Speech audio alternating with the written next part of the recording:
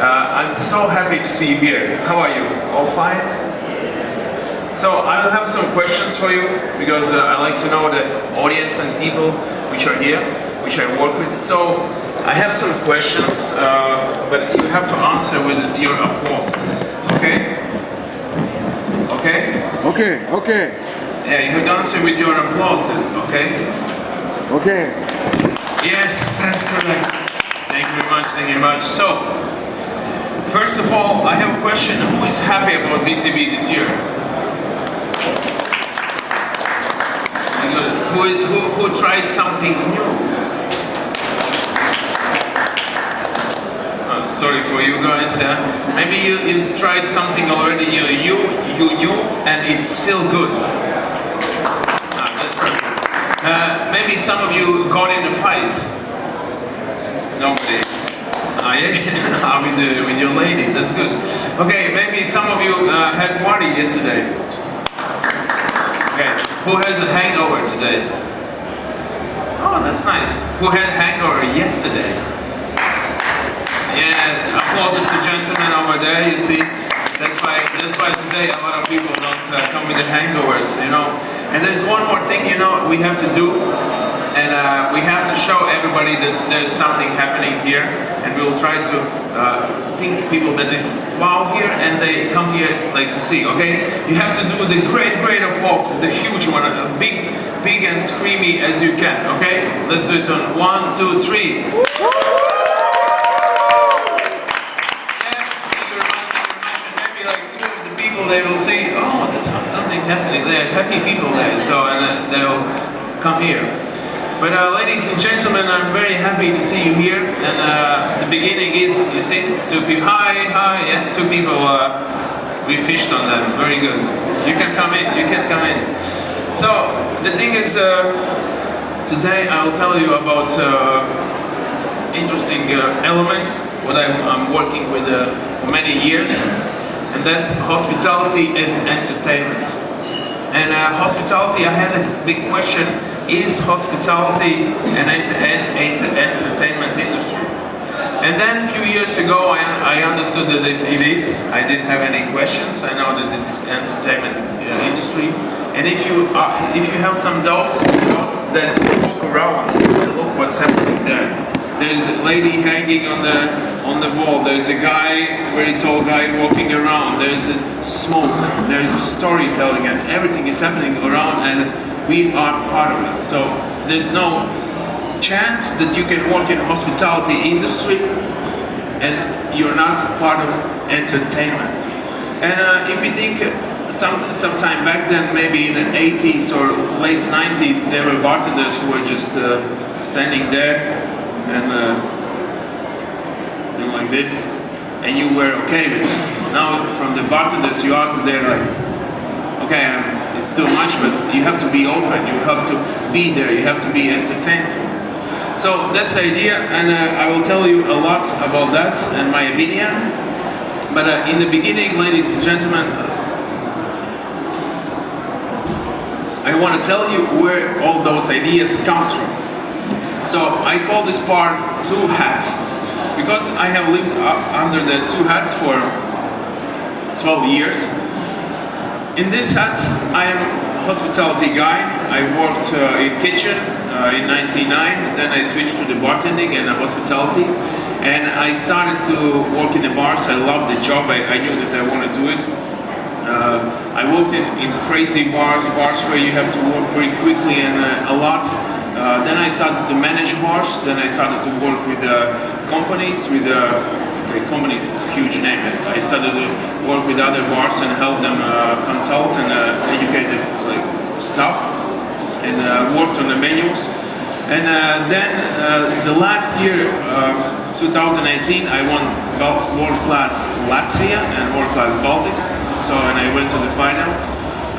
I'm not sure where did I go there. I know that I'm not in top 20, but that was huge and interesting experience. So I have worked there for many years. And under this hat, which is entertainment hat, I started to do improvisation theater 12 years ago, and it was like just small impulse. I wanted to do something what helps me. I wanted to have fun. I wanted to reach my limits through the stage, and that was very interesting because on the improvisation theater you train basically every day. Like in a week you had 2 trainings for 4 hours. Then you had 1 public stage theater acting. Then you had a lot of corporative events, and that part of me grew as well. And in the end, now I'm hosting very huge events, very small events, weddings. I work with people, corporative events where sometimes I host, where you have to lead 800 people, for example. You have to shout out that they hear you and you like, whoa, and they have to see you and they have to be all the time to you. And then I worked with TVs, with radio shows. I was producing some culinary TV shows, and so I get a lot of experience in that part. But why this story is very important? Because when I was doing that one, I was under the one hat, and over there I was under the other hat, and those were very, very different people. The job was very different. But then I started to host a wedding in Latvia, and we have the saying namatēvs. If you know, in Georgia they have this tamada. That's the guy who is man of the house, and he's welcoming everybody. He knows basically 2 things. One is how to lead the rituals, and other is how to serve people, how to be the waiter part. So and then I started to put all those things together, and I understood that there are no entertainment methods in hospitality. And the most things what bartenders are saying to me when they're going to the table or to the competition, they freeze down. They just step on the stage. Okay, our stage is not like this. Our stage basically sometimes are like this, or our stage is like this, but they freeze down because you see, now it's very comfortable when you talk with that, but when I come to you and I don't know you, I have to feel my body, I have to understand who I am, and I have to breathe and all that stuff. So there were no methods how to work with entertainment and hospitality.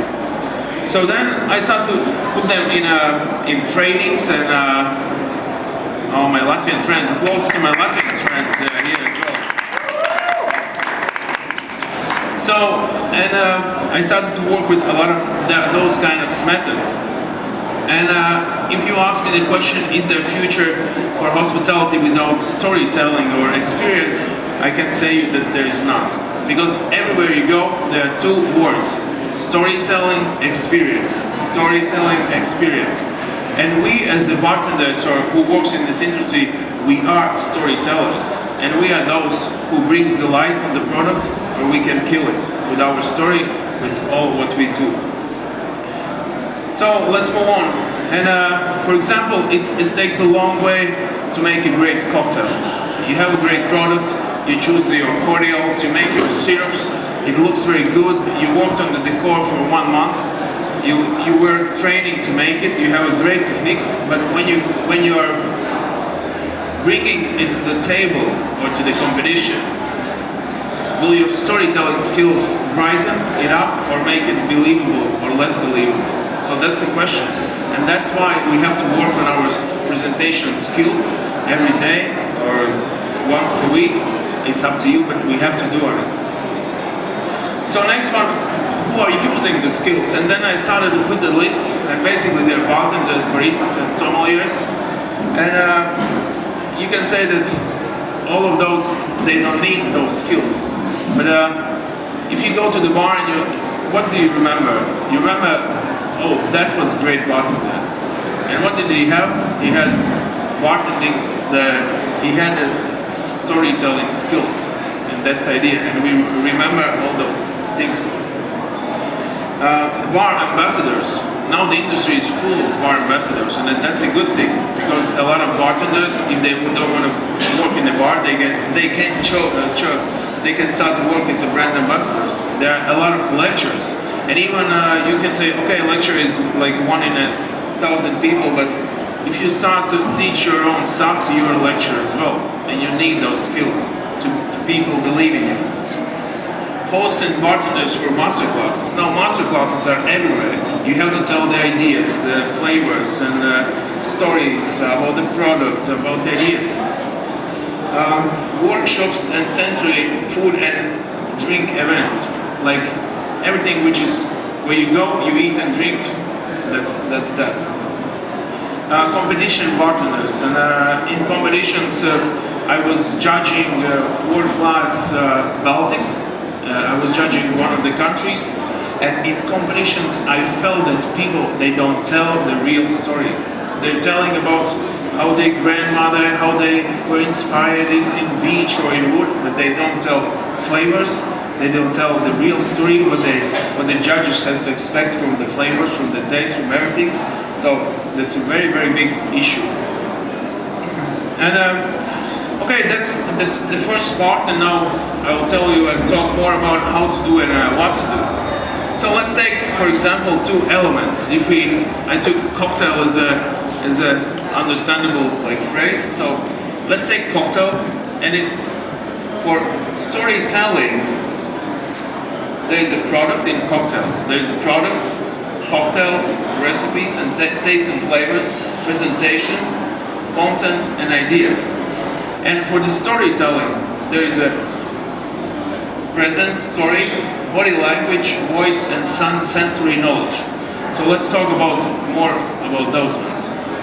So let's take cocktails. You see that guy, Arvis, that's his cocktail, by the way. So it's called Small Vacation, very tasty cocktail. If you come to Riga, you should try it. So for cocktail, cocktail consists of those things. That's idea and concept, product, decor, taste and flavor, and glass. Those are all the things you have to work on the cocktail when you're making great cocktail. For menu, for competition, for everything. Those are things what you're thinking about.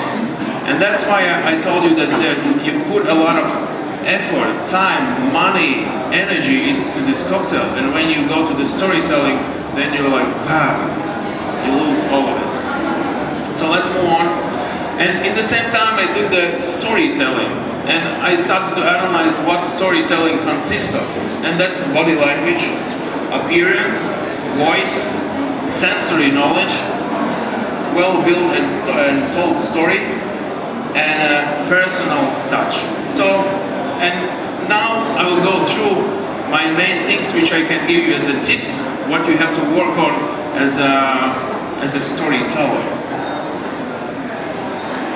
So, body language. That's the language which we know, what we use, but we don't accept that we use it. We don't use it in a way that we understand it. For example, if somebody is saying, I don't want to do that, you understand, okay, you can say it. And you go to this person and saying, okay, I understand you don't want to do it, maybe try it differently. But if his body is saying, I don't want to do it, you never will go to the person and say, oh, I saw your body told that you don't want to do it. You never use those phrases.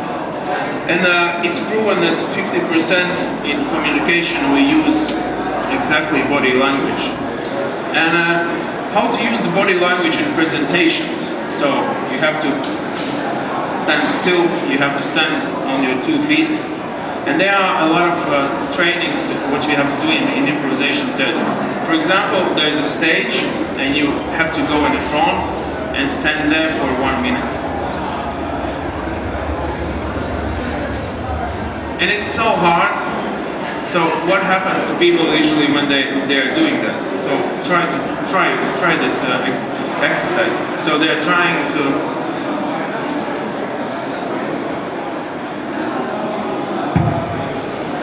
So we feel uncomfortable in our bodies. So that's why you have to train yourself to understand your body, to be with your body, and just push yourself out.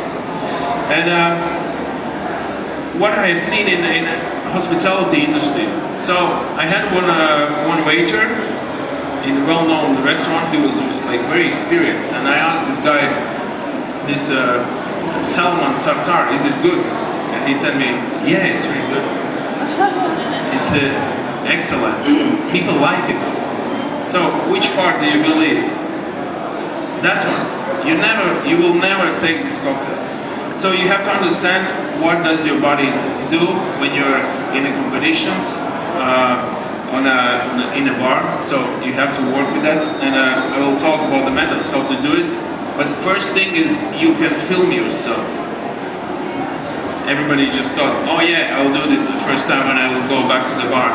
But it's really helps, because the first times when I was on the stage and we filmed our like shows, and I was like amazed what is happening there. I had some moves which I didn't like. I had something like what, and I didn't like myself. And as more I was looking at myself, I started to like myself.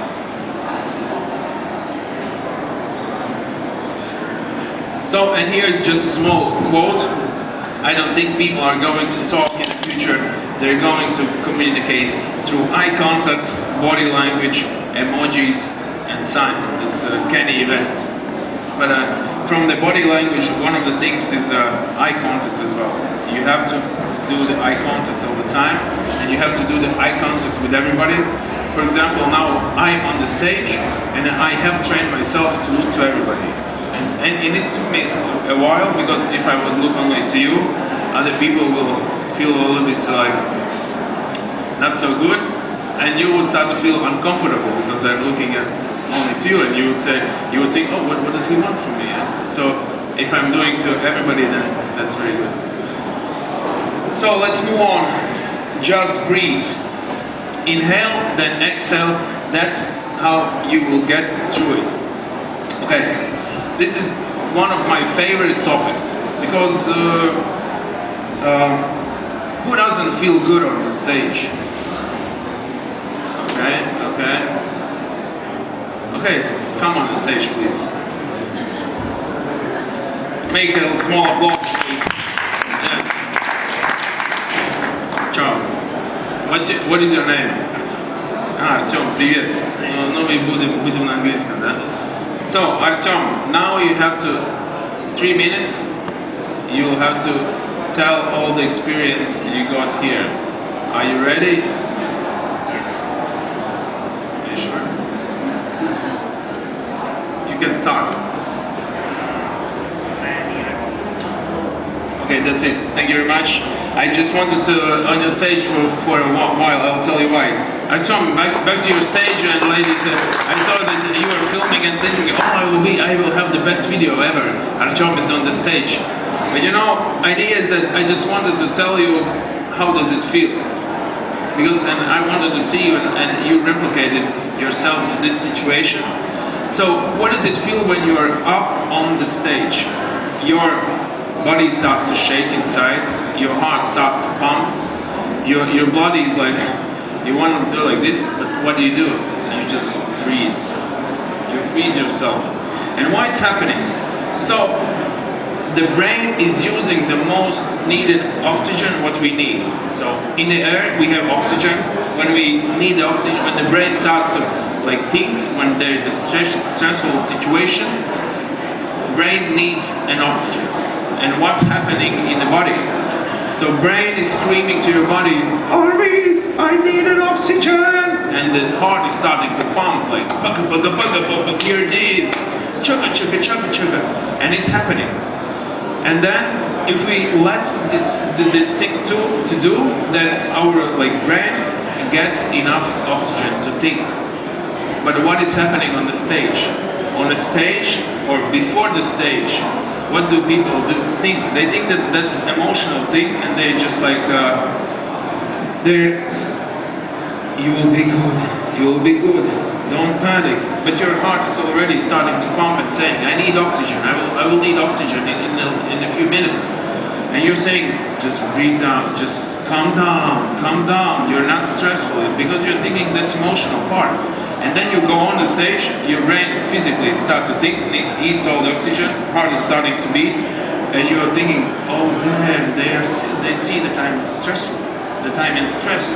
And what's happening? You're blocking all your oxygen, all your heart, and in one time, I think that everybody has had this situation when you're like on the stage and like, what the fuck is happening? Where am I? What I was trying to say? You forget your lines. You're forgetting what you want to say.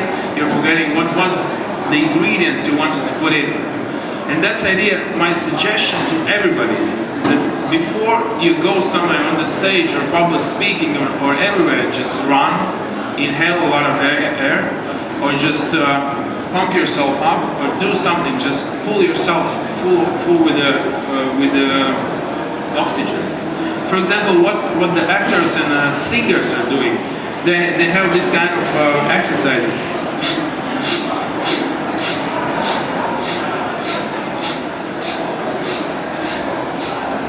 And like that, 200 times minimum, and they do it all the time. And in the first time, you just like you get a lot of buzzy, you cannot take it. But with the time, if you do it regularly, your body will adapt, and you will feel very good. And all those lines, when you drop down on the presentations, will go higher. And that's why when you start to present, your body starts to move like the things which you don't understand, because he needs help. He's helping you a lot. So let's move on. Your voice is instrument you have to polish all of your life. I was telling you that we were filming our shows, and in our shows I understood that I speak very quietly. I speak very. I didn't understand what I was talking about, because in the bars, when I was starting improvisation, I had a lot of these situations when I was working and somebody asked me, what is that cocktail? And I told him, oh, it's this cocktail where do you use that and that, and this is and he said, what? I said, why don't you hear me? What's the problem? Why nobody hears me? And then from those videos, I understood that the problem is in me, not in the environment. Everybody is trying to find their own voice and doing it as they can. I did a private singing lessons for 2 years. So I know how to put the voice down, and I know how to use it. And it depends on how many people are around. But voice consists of one thing, let's say 3 things. One is breath. You have to breathe and train breathing. Like as I told it, you are on the stage and sometimes you have this, you talk and like you're out of breath. So that's why you have to breathe before. The second part is your lips, your muscles here, because they are muscles. And I always do a lot, like nobody want to see me before the shows or hostings, because I'm like,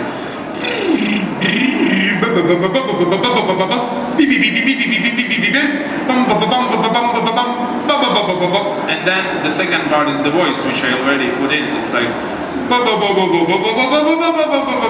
and then sometimes I get bored of that and I put on some hip hop in the car and I'm just going like,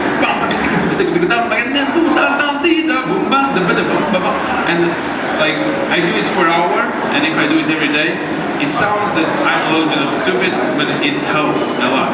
So that's why I do it in the car, and not usually I do it on the stage. So when you have to, first things what you could do, you could talk. You could talk and try to talk slowly, talk that you want to try to learn better talking, and just speak loudly, try to everybody to hear you, and just try to read things loud, but not so you understand that others are understanding it better. So you have to use your voice and start to use it just daily. So sensory knowledge. This is one of my favorite things, sensory knowledge, and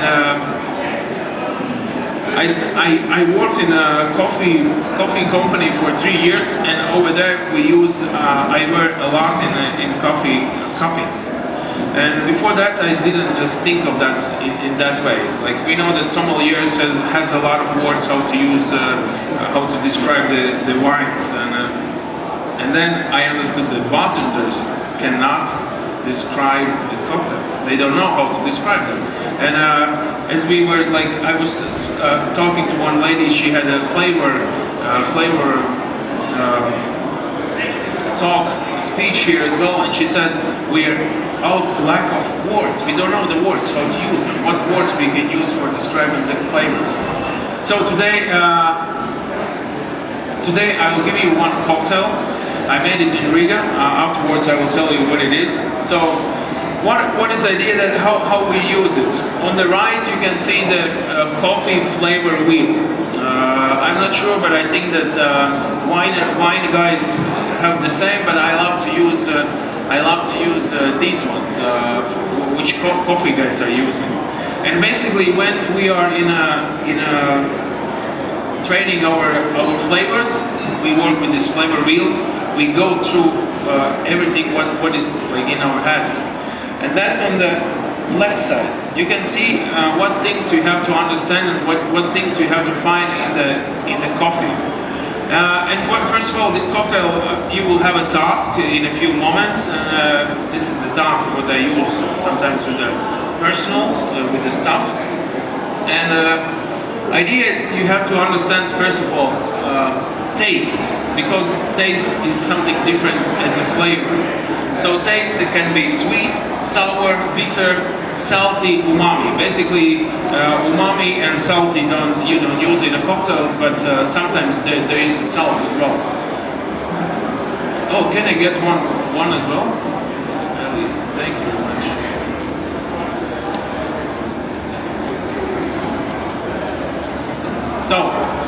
So that's why in this list you have a sweet, sour, bitter, and you have to say, is it low, is it medium, or is it high? In the same time you can say it's medium low, or it's medium medium high. You can use that. You need to understand, is there balance or not? And that explains a lot to the customer if you're saying there's a very good balance. Then you have to say flavor. And the flavor is what you had to find in it. That's why you will have a task, but you will have to describe this cocktail. So it's blind tasting, something like that. Please find your pairs, but you have to, working in pairs, it's much better because you're helping each other with the aromas, with the flavors, with the description. So that's very important. Then there's a body. Is it watery, is it light, is it creamy, or is it like very thick? Then there's a mouthfeel. Is it peppery? Is it creamy? Is it sparkling? Is it kicky? Is it buttery? Is it spicy? Is it tingling? So there are a lot of things. Everything what is happening in your mouth, what the sensations, what you feel in your mouth, that's mouthfeel. In Latvian it sounds very funny, and every Latvian is having fun about this word. And aftertaste. It's good to say what aftertaste you feel. Is it intense? Is it low? So now, ladies and gentlemen, before I will tell you the cocktail and ingredients, and I will give you my description as well. So let's do some fun. And you have to smell it. So because all the flavors goes from through the nose. Then you have to taste it, because all the mouthfeel and all the balance, all the bitters and taste goes through the mouth. And please try to think how you would describe this drink to the guest or to the judge in the competition, or how would you describe it? Because there's a very, very big question. When you are going to the bar, what do you want to hear? This one, or what was my inspiration? When the customers they go to the bar, basically we as the bartenders, we know a lot of cocktails, but when the customer goes to the bar, he knows Cuba Libre, Cosmopolitan, Negroni, now they know maybe Aviator, Gin Tonic, so that's maybe some 15 cocktails. And they want to know what experience they will get. So, okay, I will give you, you done? All good? Found something? Yeah? Maybe somebody knows already what type of cocktail it is. What was the method making it?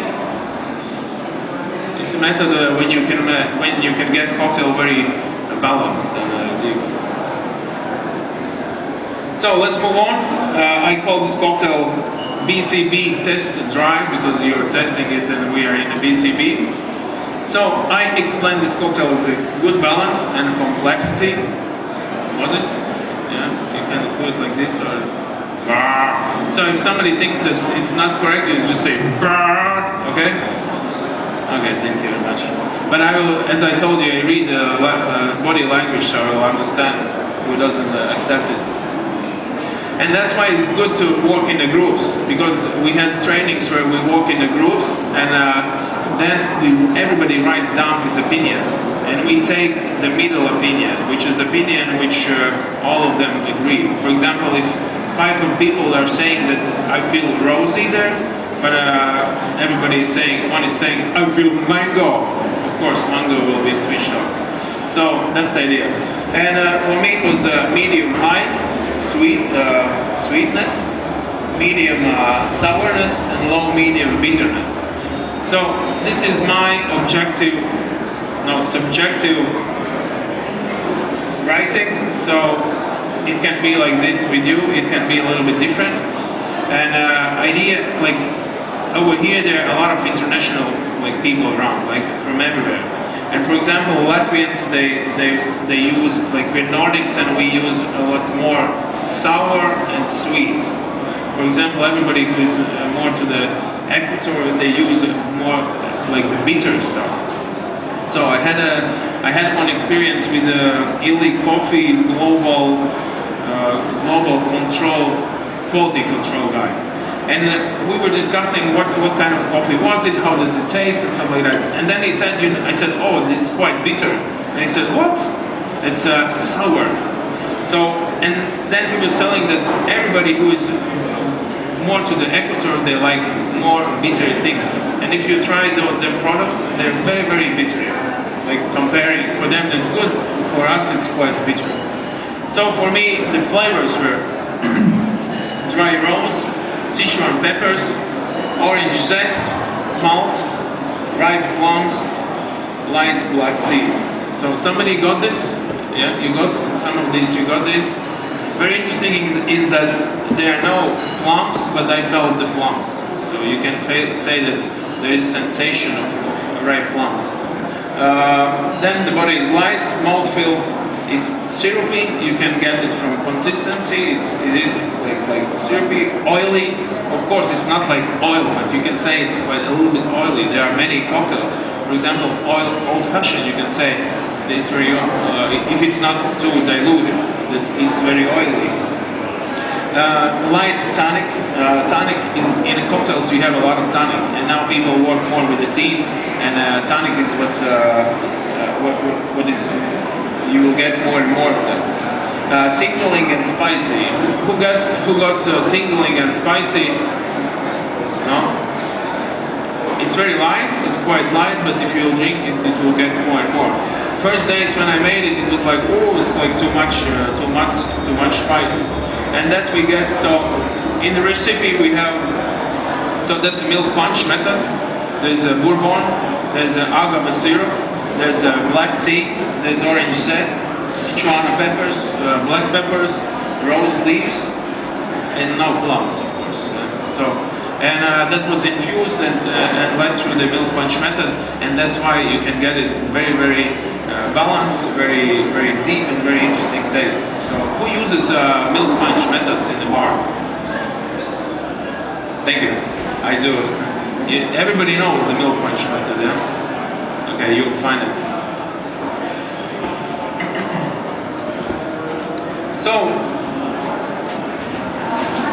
So idea is, what is more important about your cocktail? And that is idea.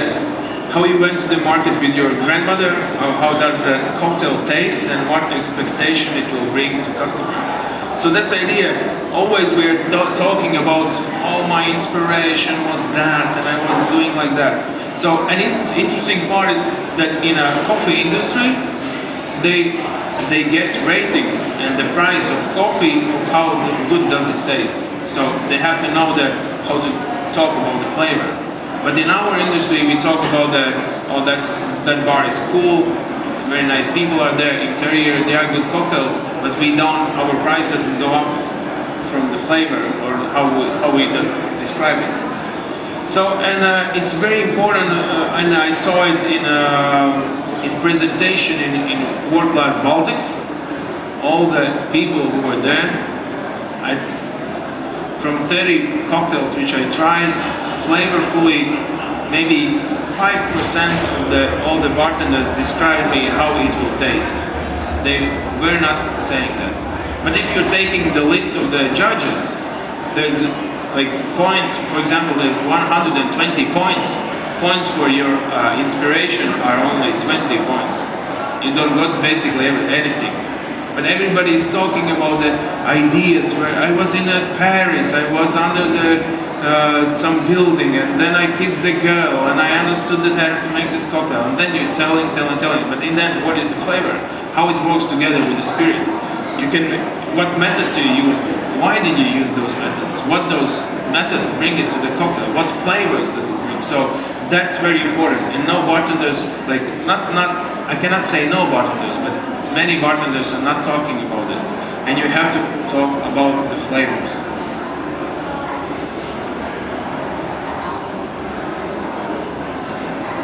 Of course, there's always presentation, touch, and appearance.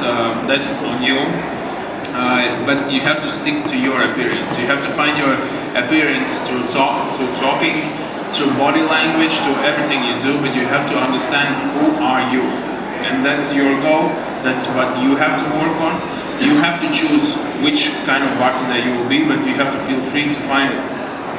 Maybe you will be the really cool guy with a beard who brings the skull everywhere, and you will talk the trash and very bad words. Let's do it.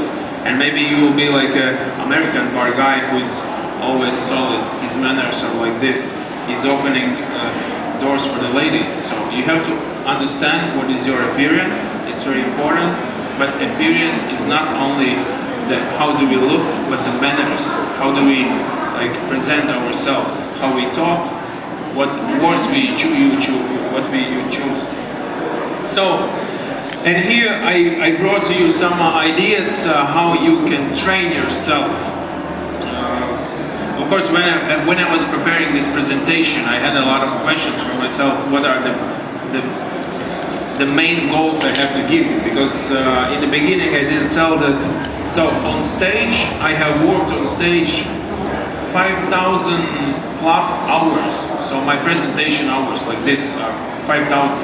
And now I can say, okay, I still have to work on that. I feel good in that field. So you have to do that. So now train yourself. I wrote down some things which would help yourself when you work on menus, when you work on your presentation. A lot of this has helped me in World Class when I was preparing to meet the judges. But it helps to train your team as well. Write down your stories and analyze them.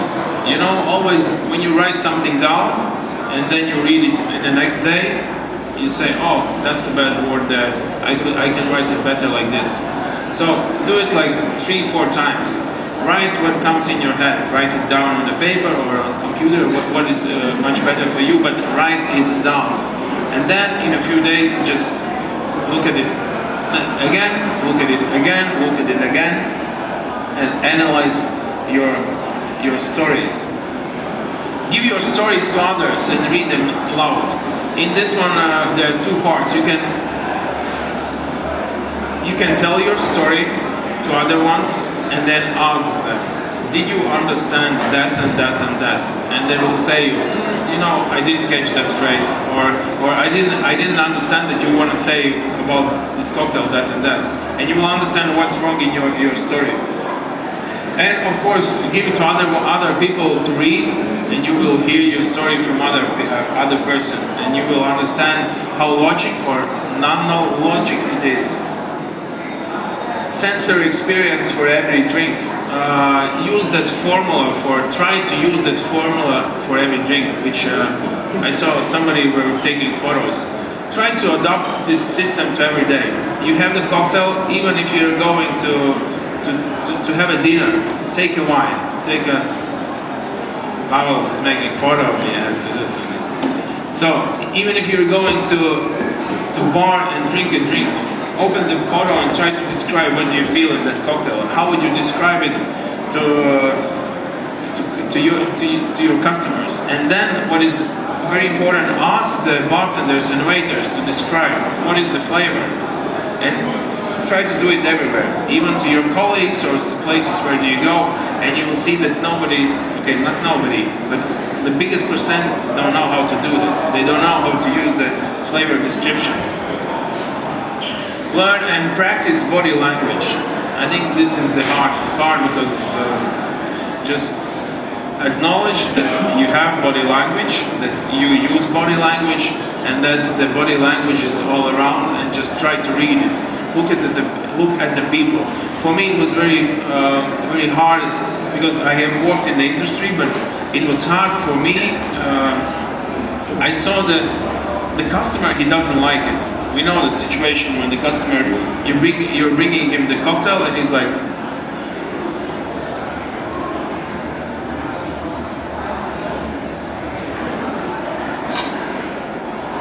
and what everybody wants to do at that moment, they want to go and clean the backstage, because they're seeing the problem and they don't know how to go to the problem. So I started to find the sentences, how to go to the people where I see that there's a small problem in body language, he doesn't like something, and I went there and started to talk somehow. And I was looking for some more questions. I didn't say that your body language is telling me that you don't like the drink. Is it like that or not? It's too obvious to ask. But you can ask, how is it? How is your experience?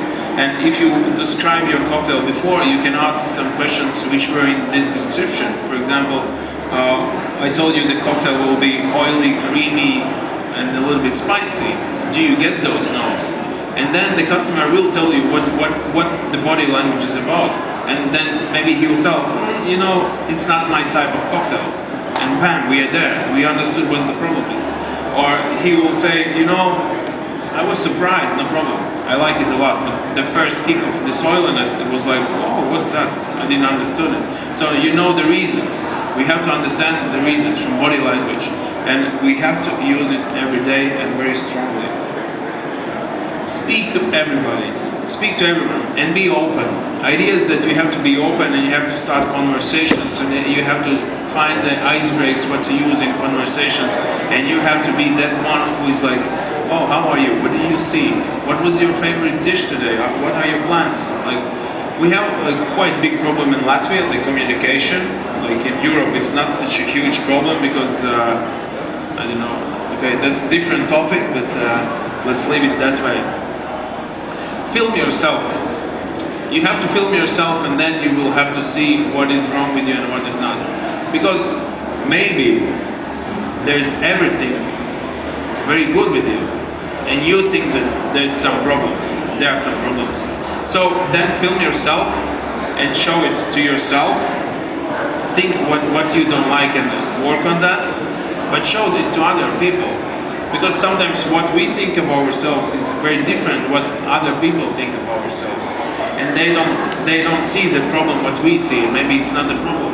So you have to show video of that, or just if somebody is looking your performance, ask them what to do. But you have to know what you have who you have to ask. Because in World Class 17, I won Latvia, but I didn't win Baltics, and I think that was because I had a speed round, and before the speed round I was training, and I took some of my friends who I thought they have good opinions, and they were like judges. They gave me opinion afterwards, and they gave me wrong opinion. So I used that, and that's the case how I lost 40 seconds, and bam, that's why I didn't win first year. Maybe, I don't know.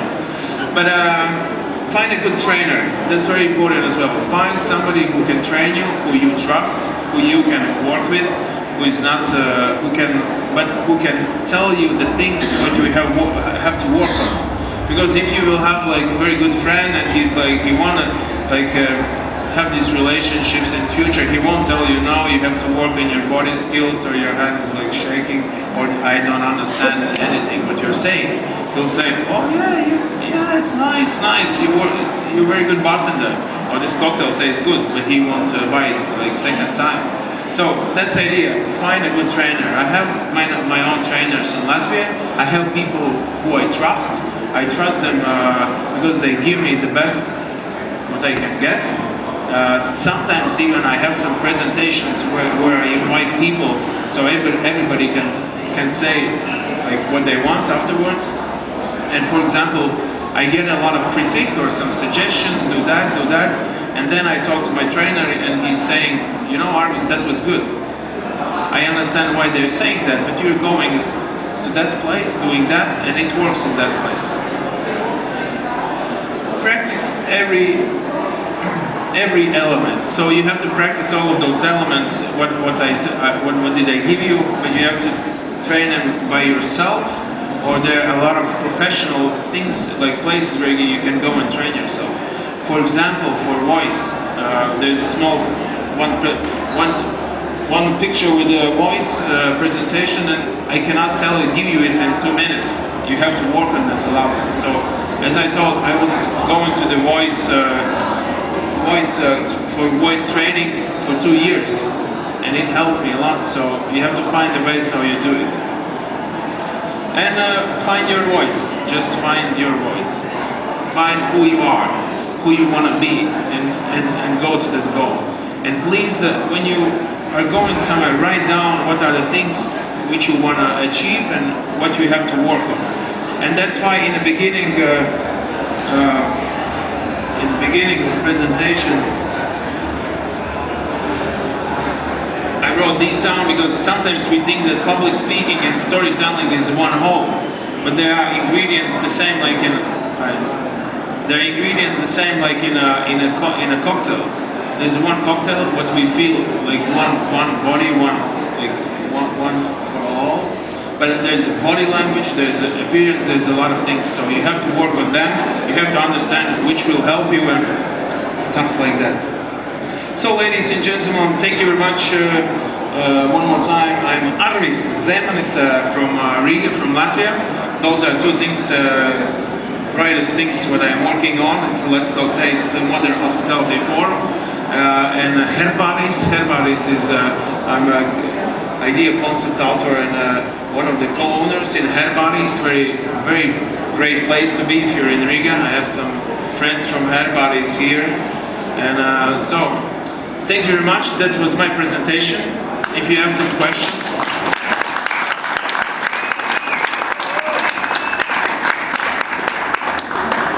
So, some questions?